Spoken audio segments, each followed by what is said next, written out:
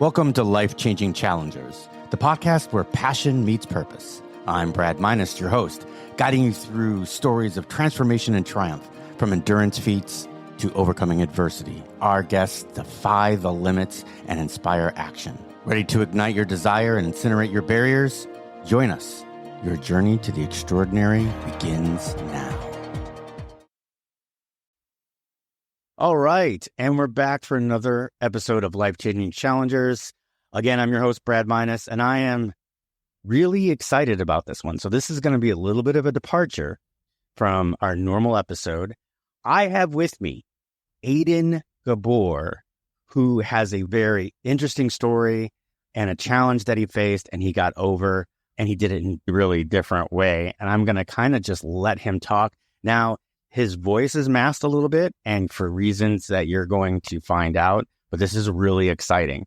And I'm leaving the mystery to him because it's just that exciting. And obviously there's there's a challenge to it, but it's going to be interesting and you're going to love it. So Aiden, how you doing?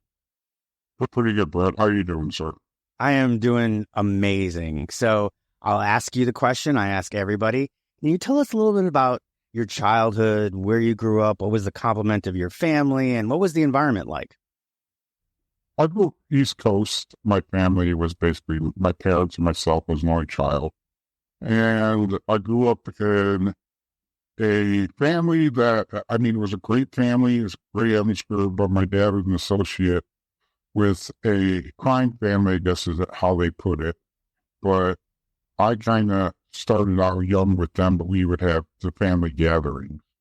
And we would get all the people I worked in the old country would show up, and we would have just a great dinner when they would make, and it was just growing up young, learning a lot of things, seeing a lot of things growing up.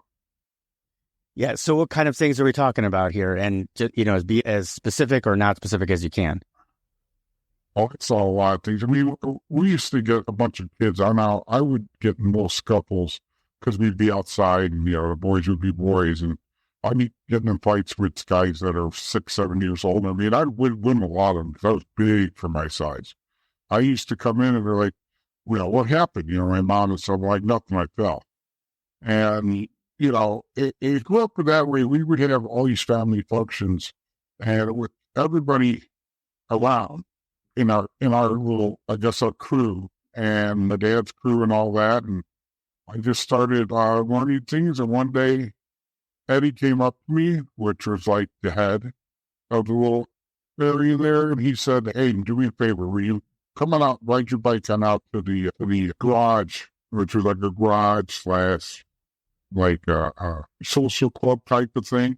And I rode my bike and he would be like, "Hey, do me a favor, take this package, drop it off, don't look at it, and then come straight back here. Don't talk to anybody. And then if they give you something, sometimes they do, sometimes they don't, just bring it back." And I'm like, all right, because back then you respected your elders when they would ask you, so especially my dad's friends, associates, that when they tell you something, you really don't be a smart ass. And I would do that. And I'd come back, to give me $20, $3, and I would run with my buddies to the candy store and live like a king.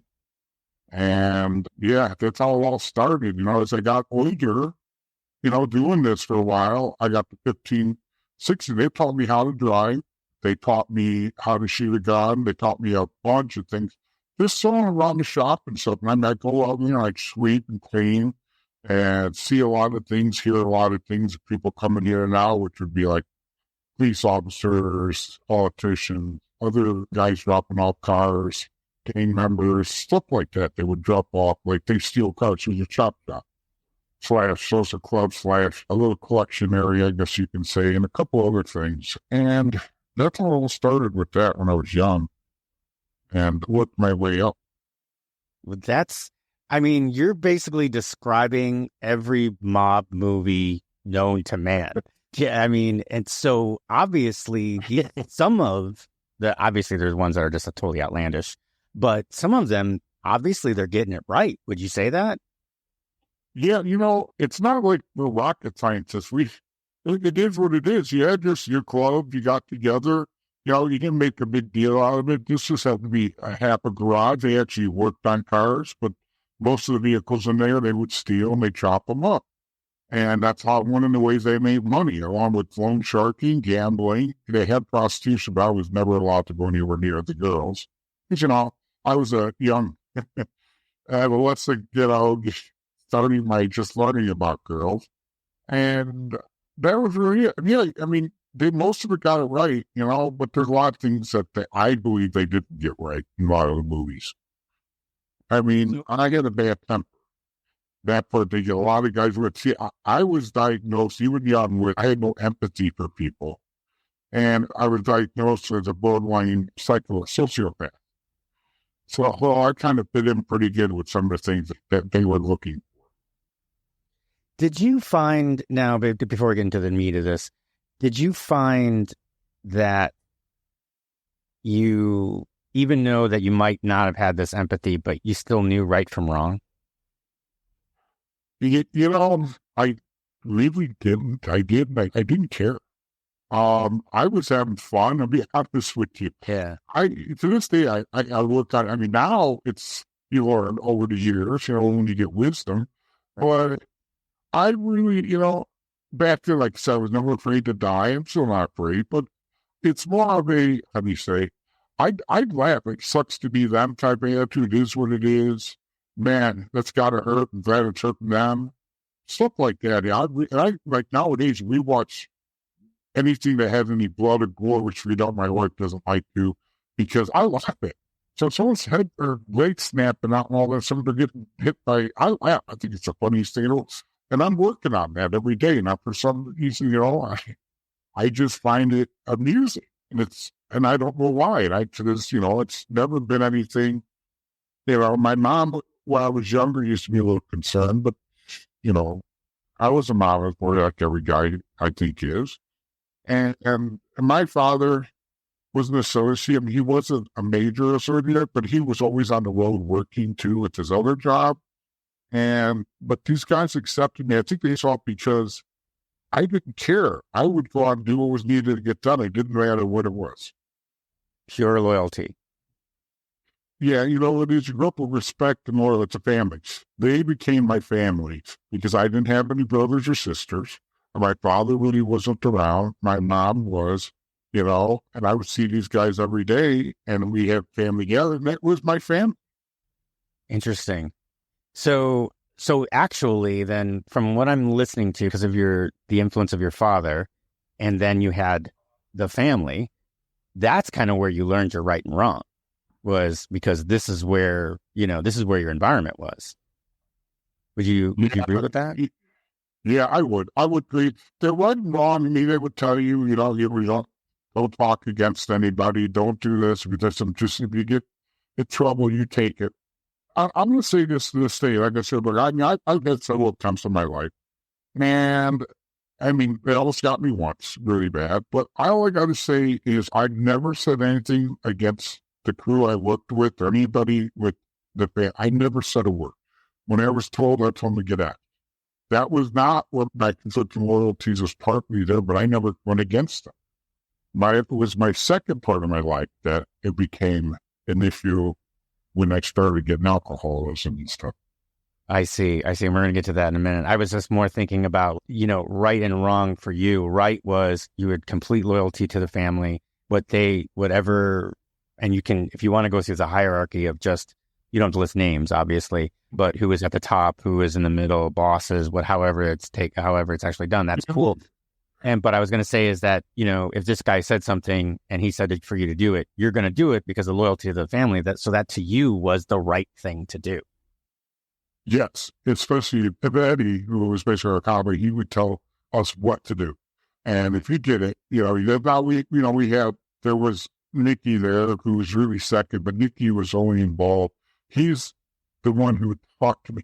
He was really good friends with my dad, but if Nicky was involved, but his involvement was if he's doing something, you don't want to be part of it. And he's the one who taught me how to use an ice pick, how to shoot. He kind of put me in. Most of the time, I just saw him playing cards in there.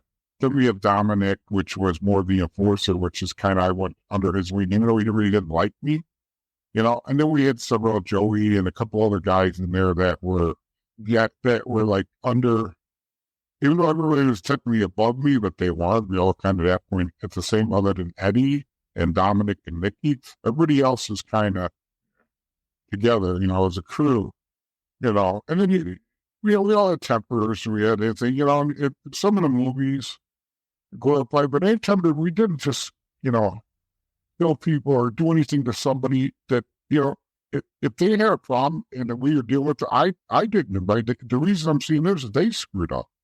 If I was, my pretty face was visiting you, just because you owe money, you didn't do something, you brought this on yourself. And, nobody showed it. The only time there's any really violence was against other crews. If they're poaching, you don't come into our area, we don't go into yours. So I go to your area, I'm expecting trouble. And if you come to the mine, don't care what it's for. But, not unless you invite you in there. That's the only time we really have problems against other crews. When we did collect, we would, sometimes you had to give a little extra incentive, I guess you weren't a good word. And a lot of guys would we carry baseball bats, but you carry a mitt and the ball and you can't, you get pulled over, can't do anything to you. Because I'm ready to play baseball anytime. If you just have a bat, and you kind of got a little bit of what. So there's a way to, and the way it was, everybody says, well, everybody uses the baseball bat. Yeah, because that's how you get away with it. And me, everybody had to think, I like hitting people in the ankles. That was me. You had a nice little sound. And when your wheels are taken out, you go to the ground. You're not getting back up. You're at the crawl to me. Now I'm over you. I have complete control. And I got your full attention. And, other guys would hit high and hit, but I was right for your ankles. And that was it. You went down, and then I had control because you have to crawl on. You ain't getting up if your ankles are screwed up. And so that was my, unfortunately. And I enjoyed it. And as less stupid as I think it is nowadays, I still find amusement from it. Yeah, I get it. If you watch MMA, there's a lot of, like, some of those first initial hits, you start to see them hitting in the leg, but a lot of those guys are trying to sweep out from those ankles. So, there was something to it. Obviously, if you got like professional MMA fighters and that's what they're doing, the same thing. So, they might be using their legs instead of a baseball bat, but they're still hitting that. They're obviously there's something to it. So, yeah. And the interesting thing is that, I don't tell a lot of people anything. I kind of just throw little tidbits in the podcast, but I was an actor for a while. So, and I did some screen work. So I kind of laugh at people getting shot and beat up in movies as well, because I know how they put the makeup on and I know how they CG everything together and I know how that's all done. So I kind of laugh too. So, but I'm coming from the other end, but it's an interesting that you say that. What I find really fascinating right now, what I find is hilarious is, have you seen this series called The Boys on Amazon? No, I have not. Okay, if you get a chance, I want to see something really gory. It's crazy, where you got it's like bad superheroes. So they're like pulling arms out of sockets and pulling heads off and lasering with their eyes, like their faces in half. If you really want to find something really entertaining, that's it. That's something to watch. But anyway, let's move on. So I'll look into that. Me, I could say I like World War II documentaries. That's what I watch. Because I don't watch the news because the world pisses me off. So I don't really. Yeah, so, I'll take a look at that. Sounds interesting. Yeah, it's fiction. Obviously, it's bad superheroes, but it's kind of fun. For me, it's really fun because I'm like, how did they do that? And I'll like rewind and slow it down and figure out, okay, so then this part is CG, but this part is makeup, and it's kind of interesting. So, what would you say as far as the baseball bat and that type of thing? How can you say like how old you were about that point, or the range of the ages? When I started really looking like on a while with Dominic, I was about 16. Okay. But like I said, I was really big for my age and I didn't care. I was a really good football player in the area. And I really, it wasn't like a 24/7 with these guys. It was mostly when I had time to go over there, but it was a lot of time. That's what I can say. So were you going to school? Yeah, I was going to school. Like before I started driving, I would go over there on the weekends or after school. If I didn't have football, at that time, we did a couple days a week, and then if not, it'd be an hour after school, and I would go over there. I never had a curfew. My mother never, I mean, at first we had to be home before the street lights came on. But that's if my dad was home. My dad was never home, so my mom was like, "Where you going?" "Oh, I'm gonna go see Eddie and them at the shop help clean. Like I do a little side job." She said, "Oh, okay," and that would be it. Interesting. So basically, this was just like normal life. It's go to school, and you had this part-time job, basically, with your family. So that's interesting. So what happened? So after you graduated high school? I just stayed. I stayed there when I was graduating high school until one day Eddie came up to me and says, "I'm leaving. Everybody's getting arrested. The FBI's here. You've never been arrested. You have a chance to play football in college. Go do it. Make something different." And like, what? And he's, "No, we need to go. There's just a lot of heat coming down, and we're all probably going to go." He goes, "Mike," I said, "I'm leaving, and just do me a favor. Every now and then, keep an eye. I'm just popping on my son." And I'm like, "Okay." And that was the last time I ever seen Eddie. And he took off to the FBI, caught him. And I went to school. Oh, cool. And that was what I didn't have, it was one of those, okay, what do I do? So I went. When Eddie got a hold of me, drove up to me, they already arrested Dominic and Nikki and all them had already been arrested. So he was taken off. And that was the last time I ever saw him. I talked to him one time after that. That was it. But I kept in touch with his son, and to this day, I'm still in contact with his son. Okay. So did you graduate college? No, I did not. What happened was, okay. Yeah. No. I was going to ask that's exactly what I was going to say. Hey, what happened? So when I got to college, I'm sitting there, and I'm in my dorm, and these two clowns show up, and I'm just looking at them, and I'm like, okay, what the hell they want? And they're telling me they flash these little credentials and shit we're from the Department of Justice. I go, yay. And they said they wanted to talk to me. I go, "Am I on the list?" "No." And I'm like, I was about to tell them to F off. I was going to be work off. It's one of those, maybe I should have, but I was young. And then I stopped there and thought, okay, if they talk to me, did they get a picture? So I wanted to find out what they wanted. So let's go get some meat.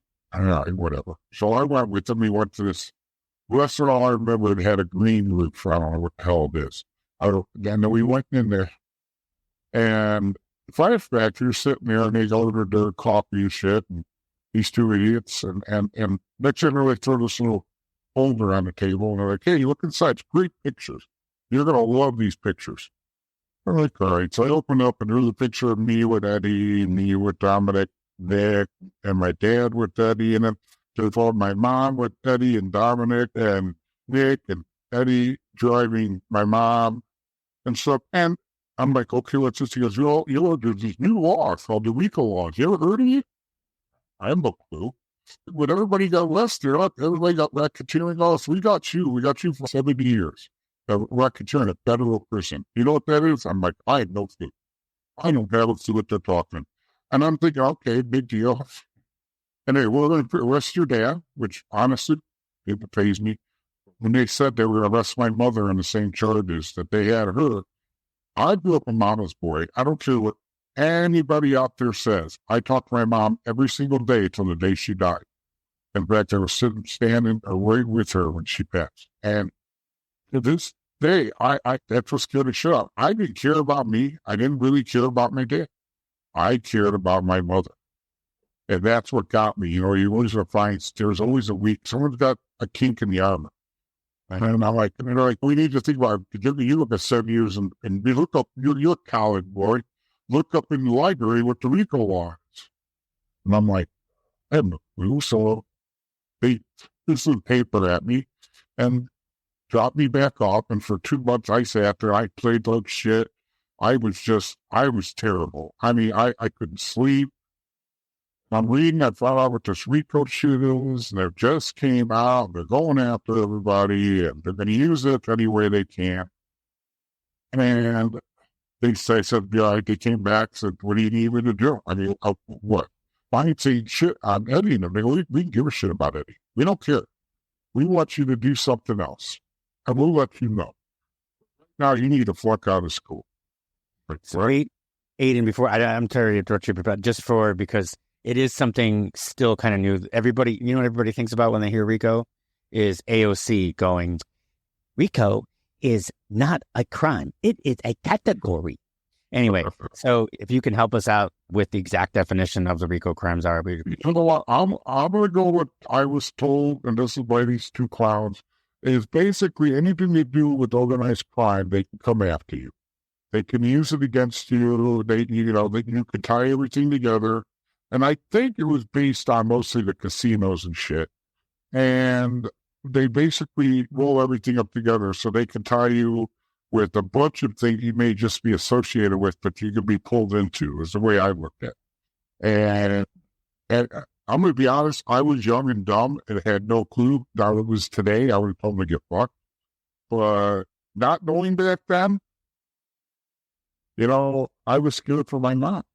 And I'm going to be honest, you won't ever worry about. They were going to put my mother in jail. I totally get that. So just for everything, the Google box, which you're pretty much right on the nose, Aiden. Racketeer Influenced and Corrupt Organizations Act. That's what the RICO Act is. That's what it is. Racketeer Influenced and Corrupt Organizations. You're exactly on the nose, really.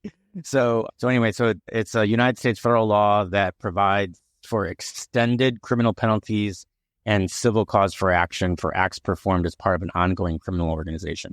So yeah, you're totally right on the nose. So I get it. What do there's two things you're going to do for your mom. You're either taking somebody out or you're going to do what they tell you.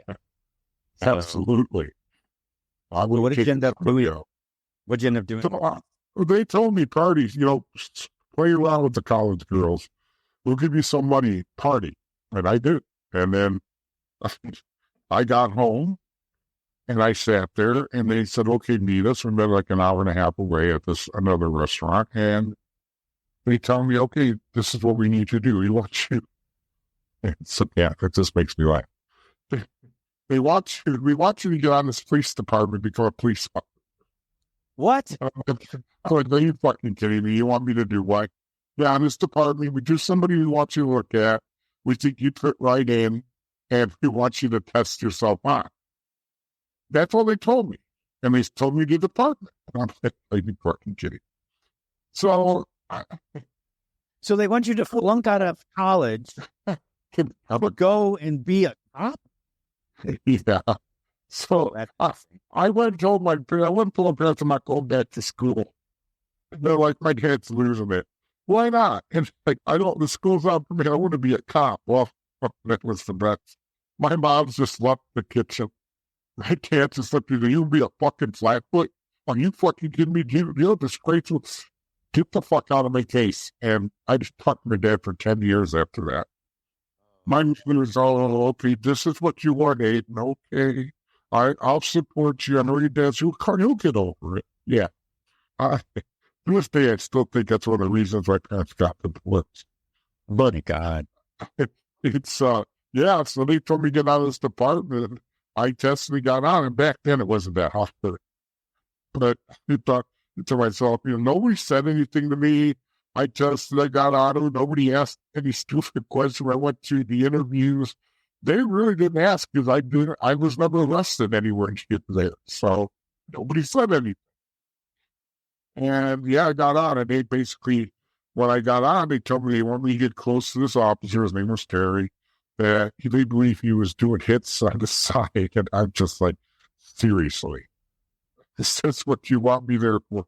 Yeah, you know what? Something like you'll fit right in.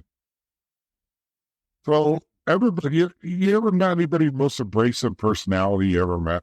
Just the biggest ass, and you just thought, what a dick. Yeah, that was him. And everybody's, so I started talking to him, and they're like, when the fuck are you talking to him? He's a jackass. He has no friends. But yeah, he's not a bad guy. So several months, 8-9 months later, we started going out and drinking, and This all led to me becoming an alcoholic when I started going out drinking with this clown. Yeah, after several months of drinking and getting to know him, I basically, he just kind of came out and said, I know you. And I'm looking at him, cool. I don't know you. I've never met you. No, I know. I've seen you before. Okay, yeah, at the department. He goes, no, you ran with Eddie. I'm like, okay, that's right. I was a kid. He's like, well, you did them out when they always do something like that. I'm looking with a crew out here right now. And I'm like, man, you need to shut up about this shit. Just shut the fuck up. And he's drinking and he's drinking more. I've done a couple of hits for these guys. And I'm just thinking to myself, why? And he says, you understand what I'm talking about, how it is working with a crew. And I just, we didn't even went out, his wife came out, and a couple of times she got drunk and she started crying and told him, I can't take it anymore. And I'm like, you need to shut up. We went back to their place, and this is where she's losing it. He went in the bathroom, kind of passed out. And I'm telling you just need to shut the F up about it. You need to keep this up. Oh, I can't. I'm losing it. I just can't take it anymore. He's done so many bad things. He told me what you did as a youth. You understand, but he's done it, and he's supposed to not be doing it. Well, look, I went and met these two jackasses, and I told him, hey, you need to, the wife's going to talk. You can pump her. I mean, even though your husband can't go away, does she come see you? Yes, she can. And they end up giving them everything. All they wanted from me, and I go, okay, now when I was told when I started that I was going in as an informant, not undercover. So if something goes wrong, there's no one going to be there to back you up. And if something goes wrong, but you're on your own. And I'm like, okay, so you need me to testify? They go, no, that's not what you're there. We just want the information to get them to get the arrests. We want you to get information. If you testify, you're one and done. You're no use to us that way. We have other plans for you. So after they start arresting him, everybody's calling and hey, did you hear your buddy got arrested? I'm like, what? Yeah, they came arrested Terry. You need to, what are you doing? And at that time, a couple other officers, resigned, left the department. So I resigned. So it didn't look like anything out of the ordinary. It was like rats leaving the ship. So I left and I told them, okay, I left because we do. Then they look at me and they tell me we weren't together in the department in the town I grew up in. Well, Eddie and them ran. And I'm like, you guys are assholes. I mean, such a humor, funny. Assholes, yes, too. And that's what they wanted, to say, get out of the department. Again, get on. And when I went there, the mayor and all them I used to bring stuff to and take money from or whatever bring in, he looked at me and said, Aiden, yeah? I mean, yes, sir. We are. You're gonna tell the line, do what you're told. I'm like, yes, sir, whatever you need. I had the commissioner and the mayor there. He's okay, so we're how you do. You do whatever needs to get done, whatever we tell you to do. I'll do whatever you need. I will toe the line. That's what we need. Yes, sir. I got out. And that's where they wanted me. I ended up in my career there, taking several police officer, commissioner, mayor, several other politicians with going to prison because of the stuff I got. So when they told you to toe the line, I just want to double check because obviously, as you had mentioned before, when you were in the club, the commissioner, the mayor, those people would frequent this club. So they know who exactly you are. So when you said toe the line, did they mean toe the line, law and order? Or did they mean toe the line, you're going to do what they tell you? In other words, kind of go into more of the criminal aspect. Mine just says, yeah, that's what they meant. Okay. To do what you're going to be told. Now, when you say club, it wasn't a club per se. It was like a social club. People would come in, nobody really knew it. They wouldn't go there to socialize. They were there to drop off stuff. But most of the time, I would take stuff to them and pick it up at different locations, or to, when I was younger, to their businesses. But as far as, that's what I got out of it, that I was going to do what I was told. And that's where it all started because I was told I can't talk about this. I got married at that time, couldn't talk to my ex about it, couldn't talk to anybody. And it was eating me up. And when I started Terry, I started drinking. And I just became I don't know if you know the term gulper. And I got extremely, I still to this day remember the hallucinations I would get. And I would wake up, I know at least 200, 300 times, I woke up with a 357 next to me with a round in it, and I know I played Russian roulette. And for some reason, God had a reason for not pushing. Sometimes there's 3 rounds in the 6 round in the chambers. I had 3 rounds out of 6, and it never went off. And my buddy Don, which is a police officer at the time, who was my best friend growing up, found me in a hotel drunk as can be, and was gone for 3 days. And my ex didn't really give a shit. And I know I'd always see the St. Michael and the flaming sword coming at me. Because like where I was running Eddie and them, he had a family. When you get into law enforcement, you've got this thing called the blue line. It's a family thing. So you do not cross against your brothers and sisters. You kind of have blinders on. And if you do something that causes them to go to jail or something like that, you're bad. If they figure out that you basically get shunned. So you might as well just leave. And you don't cross the blue line. And that's where I got really bad. Oh, am I doing good? I'm doing bad. I knew these guys as kids. I knew they were good guys. I knew what they were doing. They weren't good guys. But I had to thinking, why am I going against the blue line here? There's my conflicting part. I was very, oh God, the word I'm looking for. Just, yeah, but I mean, it was going against everybody, and I was evil for doing this. And, growing up, I hated cops. But then I realized that after walking a mile in their shoes, and then when I'm doing the work and seeing the cesspools of life they dealt with, I mean, today, and the way I look at it too is one bad cop makes 100,000 good cops look bad. That's all fake. And I'm thinking, if these people walk one day in a big city in a police officer's shoes, one day, he would understand a little better what these men and women go through. Just like the military. You have a problem with the military. You know what? When my parents were younger, they grew up in World War II, which was first the Nazis and then the Russians. And then Budapest, Hungary. So they grew up with communism, with Nazism and communism. Well, if people want to run with that, go ahead, go out there and figure it out. It's not pleasant.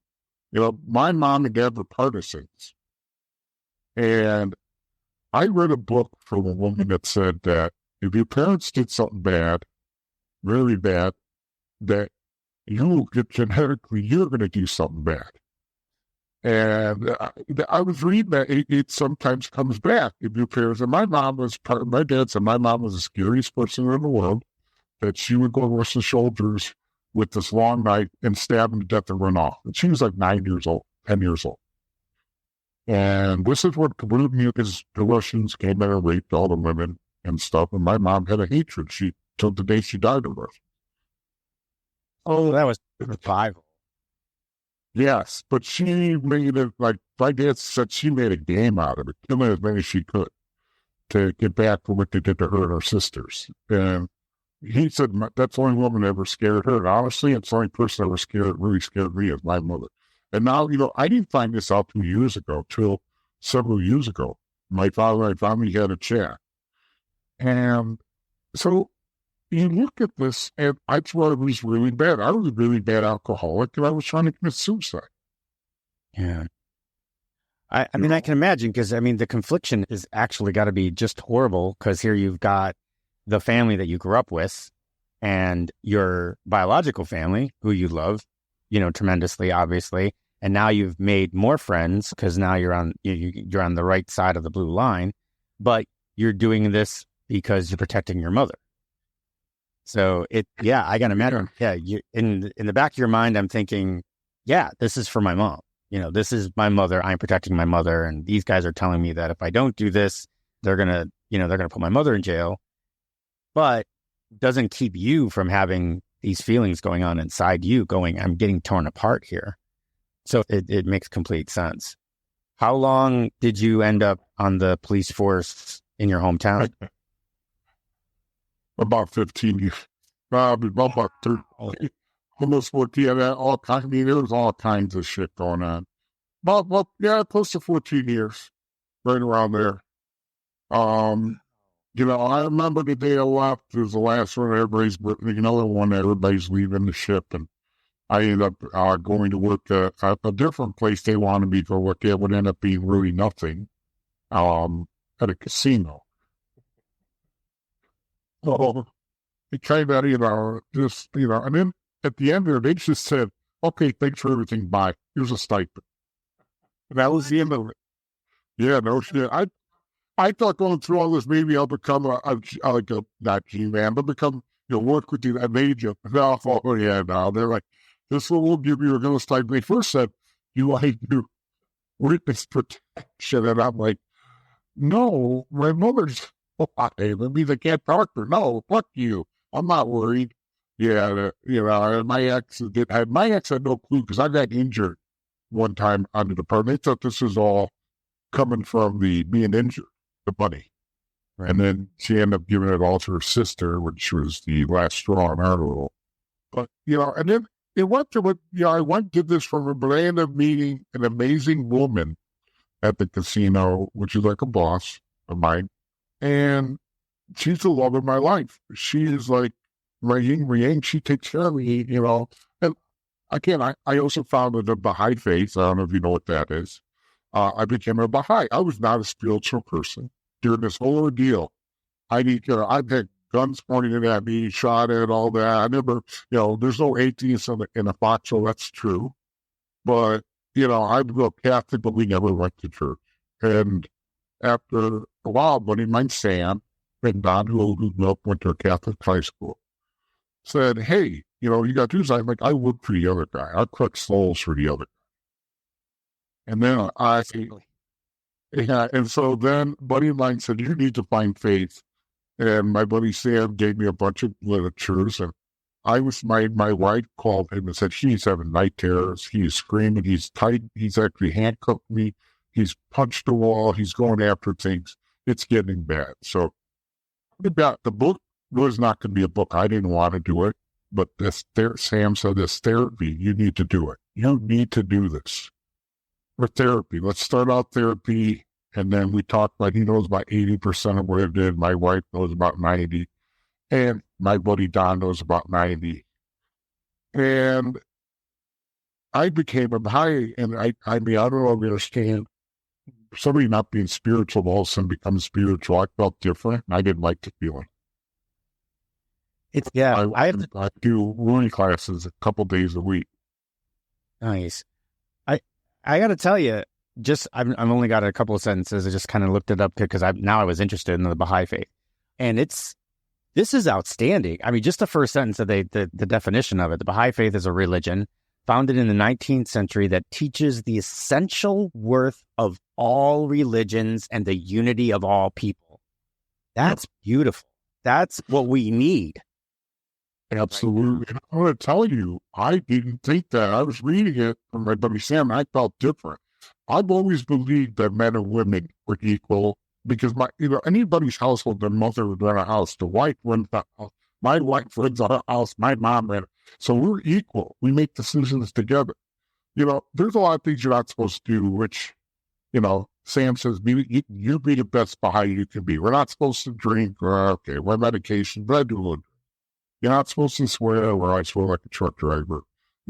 I carry a gun with me and an ice pick with me everywhere I go. They're always one on me. They're both always on me. Because people I've had several attempts. And then you're not supposed to, there's like not supposed to. And I mean, I do about 50%. I'm a working project. I read every day. I do the Bible class, read classes a couple days a week. And I am trying. And I'm going to tell you something. I believe you're right. We need this now in this world. We need you. All religions, we all believe in the same God. It's just different messengers. And, the Abdul Baha'i believes in Jesus Christ. Jesus Christ he even says he is the Son of God. And this is what I found very interesting. I love about the Baha'i faith is we all work together. We need to work with unity. One. Don't care if we pink, white, purple, green, or whatever. We all bleed red. So we just need to understand us, get rid of racism. I grew up racism, yes. I went through law enforcement, there's some racism. Yes, there is to a point, but it goes both ways. But we need to work together, get rid of this. And it's going to maybe be 1,000 years, maybe 2,000. But hopefully one day we're going to be able to work together and live together without butchering each other. And I kind of look at that because butchering somebody doesn't faze me, but we need to stop it as a race. Yeah. No, I agree. And some of this, what's really super interesting is that the worldwide Baha'i community is in Haifa, Israel. Yes. The shrine of is it Bob? The shrine of the Bob. Yeah. Yeah. It's the shrine of Bob, the original. So that's even more interesting because we're talking about, the top religions, Christianity, Judaism, Muslim are the three that everybody thinks about in Christianity being, and then obviously several different sects of Christianity. And they all originated, you're talking about, they say everybody originated from David, and the Temple of David, is in Jerusalem, and, and Jesus was born in Bethlehem. All of this is in Israel. Now you're talking about then the Shrine of Bob is in Haifa. So, I mean, you've got me super interested.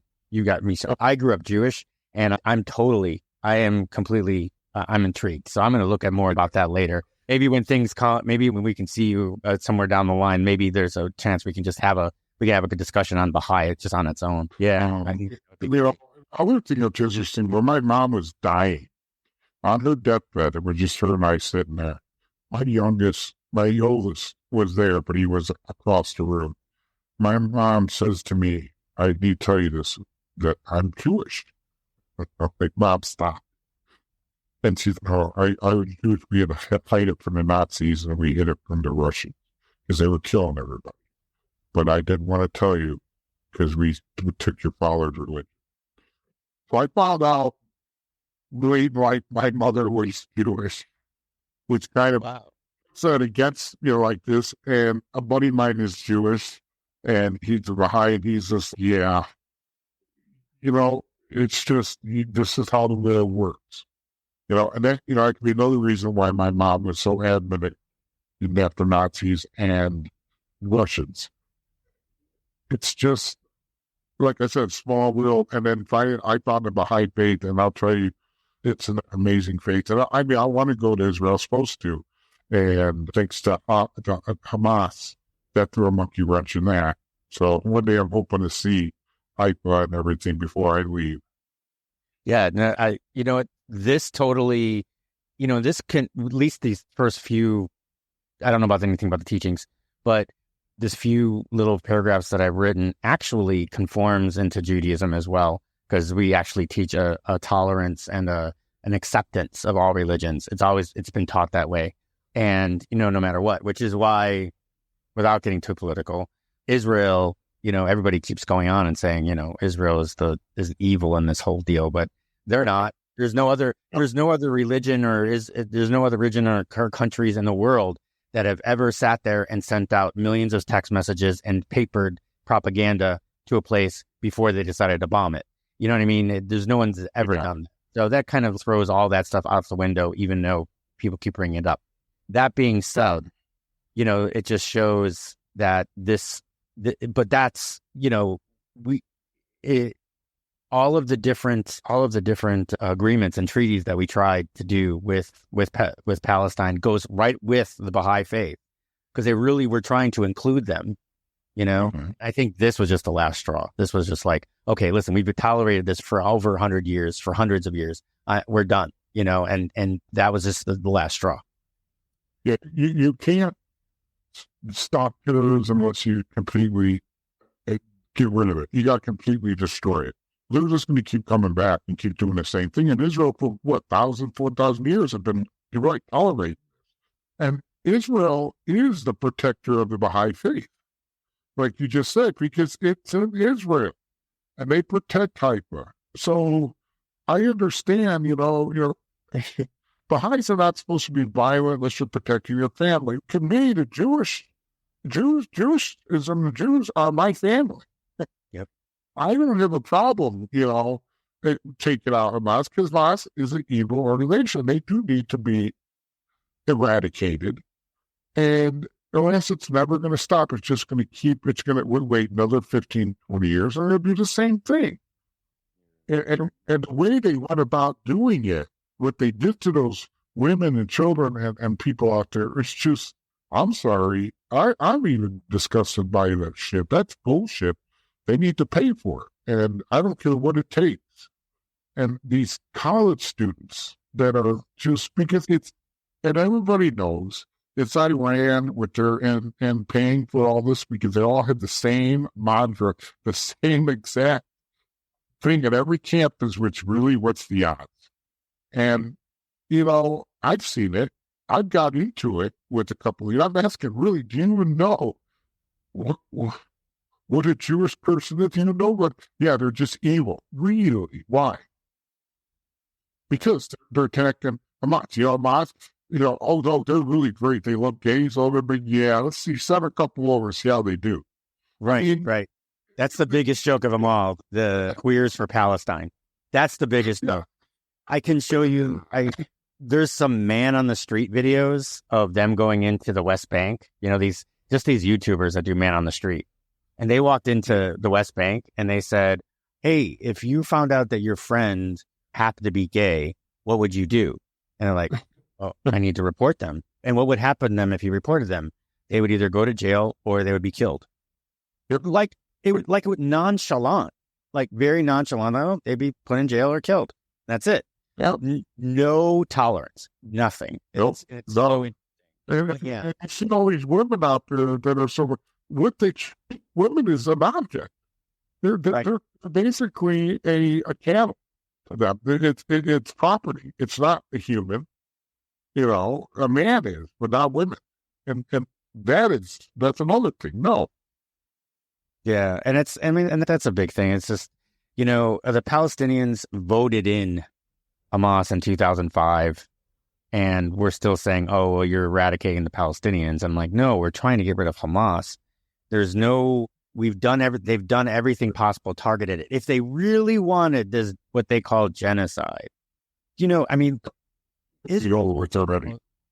Israel's only using 30% of its military in Gaza. They've got another 15% that they're up in Yemen. But they could have just carpet bombed both Gaza and the West Bank and said, okay, now we're done. Now we rebuild and it'll all be Israel. They could have just done that if they really want a genocide. But it's, including the UN and the ICC who wants to bring them up on charges. I'm just like... Anyway. Oh, yeah, that one. That one is that they were bringing everyone's name up for charges for against humanity. Kidding me, right? But what about the leaders of Hamas? Were they good? Or Iran? I know, he's good? You're kidding me. They're killing people because of Catholics. If you're behind, you're caught in Iran, you're dead. That's it. And so that's what the Ba'athist started in Persia, Iran.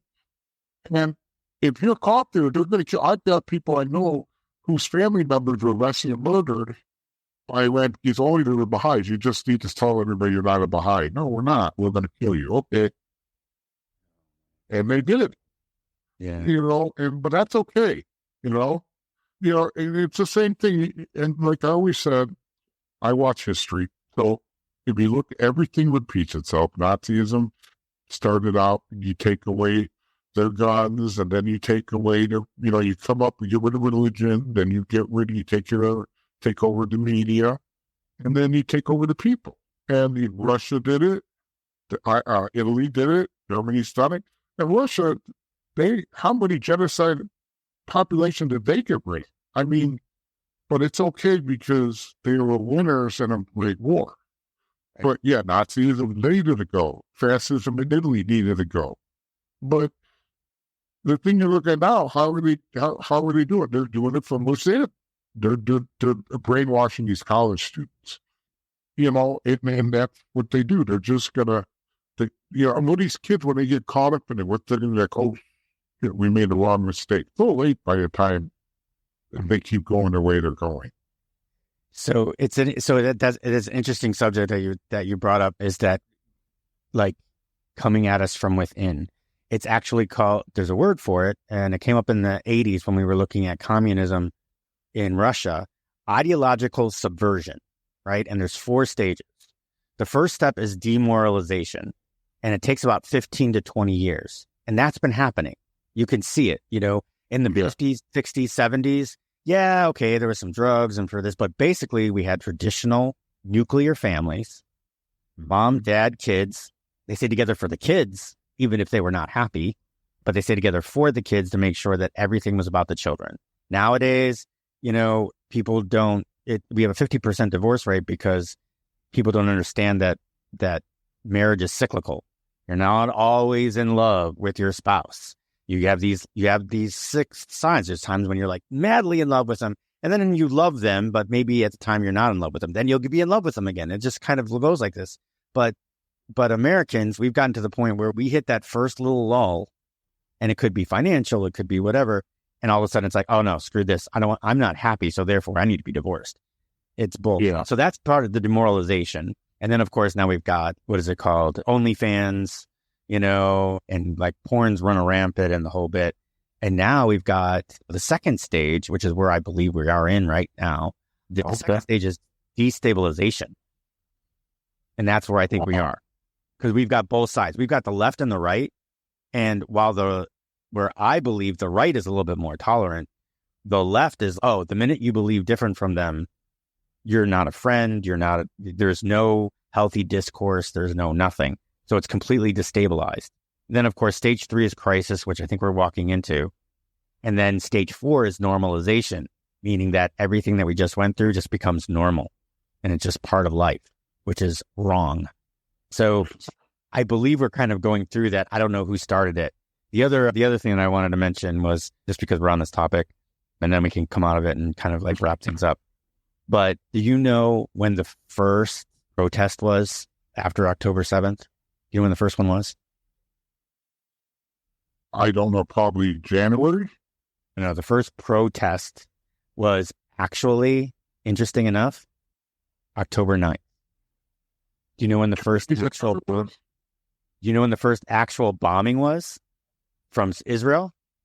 I'm going to say it's a couple weeks later, right? No, October 10th. Oh, okay. The first protest, because there was a couple of days where they were sending pamphlets and saying, hey, we're attacking. You guys need to get out of this. So they sent 48 hours for people to get out of there. So that was October 8th. October 9th, there was a protest. They didn't bomb until October 10th. How did they freaking get a protest organized so fast and before Israel took one action? That's amazing. I didn't even know that. It's all planned. You're right. It was all planned. And that's how they get you from within. Right. Exactly. That's Iran. Yeah, that's absolutely. I believe Iran had sleeper cells, and this is conspiracy theory, and it's all my conspiracy theory. I'm willing to admit it. But I believe that Iran had social posts and things going on with some like sleeper cells out here in the US with people on the button going, and Iran goes, okay, Hamas, go. And then they went to their sleeper cells and said, okay, push, submit. And social posts went everywhere and started getting people riled up. And because our children are so brainwashed by social media, they just went to that direction. And my youngest, because he's a big conspiracy theory, he said the same thing. He's really against these kids. And they said, Dad, you're kidding me. Yeah, he said the same thing, that it was the sleeper cells that got across the country when letting everybody in, and that they started doing things, Iran and China. They're getting all their little, bombers in here, and they said that, Hamas and all the other territories have sent their people in to cartels and everybody, that they got them in right now, and they got cells all over. And he says, within several months, Dad, stuff's going to start blowing up. So to bring us back, do you see any parallels? Like you had a crew, and then you had crews from other families, and then now you went into the police force. See what I'm saying? There's some similarities in there, right? There's absolutely, you're right. I mean, it is. It's a small world, and everything somehow comes together in one way, shape, or form. I became religious, and I believe it, and I always joke, I got ALS, so I joke that, my joke is God's got a sense of humor. You did this, you did this. I'm going to screw with you right now before I die. I'm going to give you something really going to screw it. I'm going to give you ALS. So he's got a sense of humor.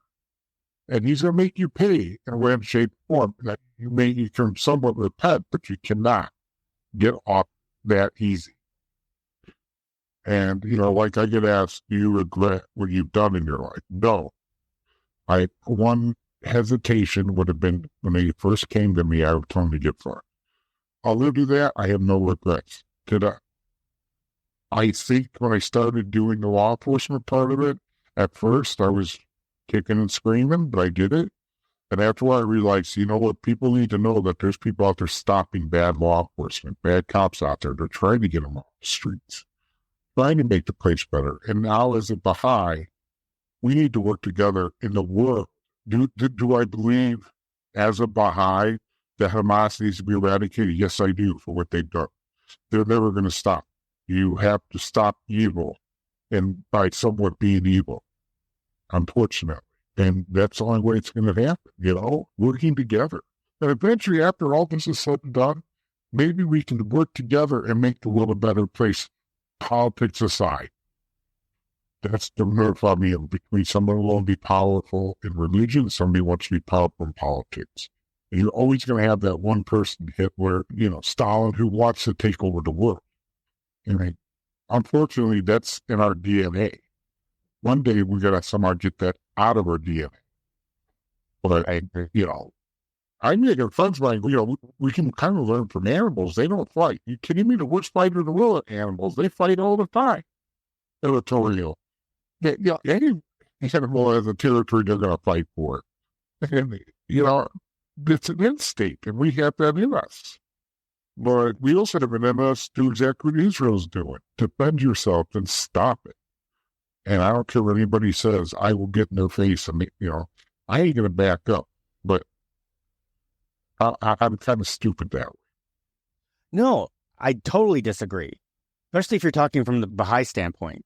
You're talking about that essential worth of all religions, and when it's not facing facing persecution. You know what I mean? I believe if you're not going to be part of the solution, you're part of the problem.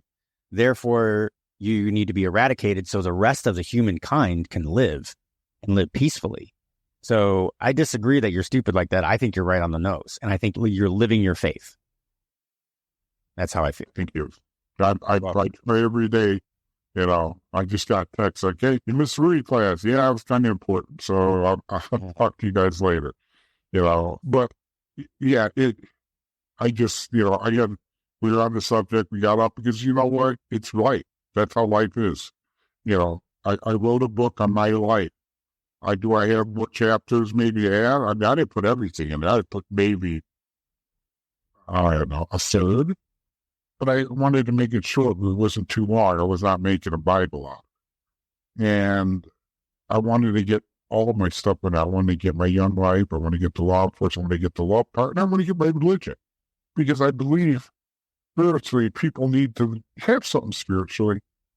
Don't be like I was. Come out of that dark, join the light, and see what it's like. It's actually better on this side, and that's how I look at it. That's great. So what Aiden is talking about is his book called Conflicting Loyalties. And I'm going to have a link to the book plus a link to his website in the show notes. So you'll be able to take a look at it. But if you're listening to this, it's conflictingloyalties.com, and you could purchase the book right there on his site.